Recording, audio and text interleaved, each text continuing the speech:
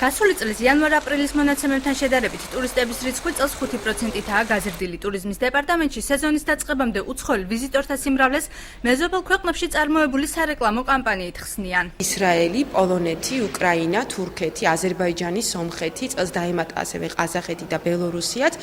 ამ ჩამოთვლის სამიზნე ქვეყნებში ჩვენ ვახორციელებთ სხვადასხვა ტიპის PR აქტივობებს. ეს არის სტატიები ბეჭდვით მედიაში, ცნობილ სატელევიზიო გადაცემებში ბათუმისა და აჭარის შესახებ, როგორც საუკეთესო ტურისტული მიმართულების შესახებ გადაცემების და რეპორტაჟების მომზადება. პოსტსაბჭოთა ქვეყნებიდან დამსვენებელთა ნაკადის ზრდის ერთ-ერთ მიზეზად ტურიზმის დეპარტამენტი გაიაფებულ საჰაერო რეისებსაც უკავშირებს.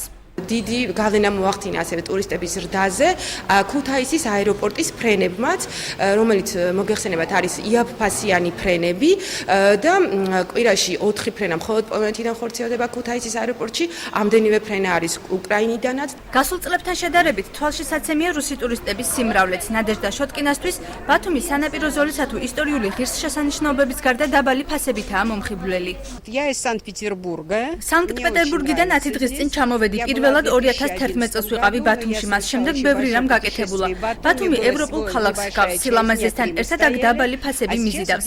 პენსიონერი ვარ და ჩემი ბიუჯეტი წვდება აქაურ ფასებს. როცა უკან დაუბრუნდები, არავის ვეტყვი აქ რამდენად კარგია, რადგან ბევრი რუსი ჩამოვა და ფასები გაიზრდება.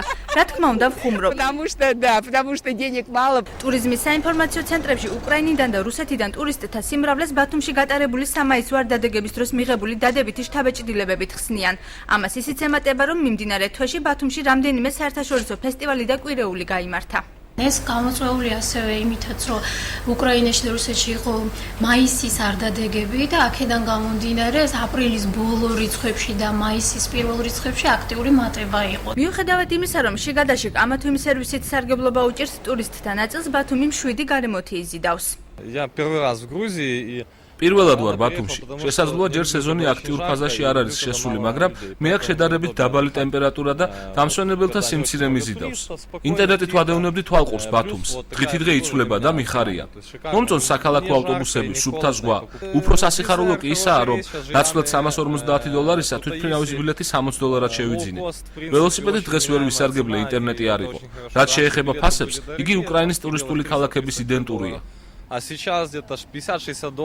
წელს საკრებულოს გადაწყვეტილებით სიახლე შევიდა ბათუმის ბოტანიკური ბაღის წესდებაში. იმ შემთხვევაში თუ კი რომელიმე სააგენტო ბოტანიკურ ბაღთან ხელშეკრულებას გააფორმებს, სააგენტოს ტურისტები ბაღის ტერიტორიის დათვალიერებისა თუ ელექტროავტობუსით სარგებლობისას 20%-იანი შეღავათით ისარგებლებენ.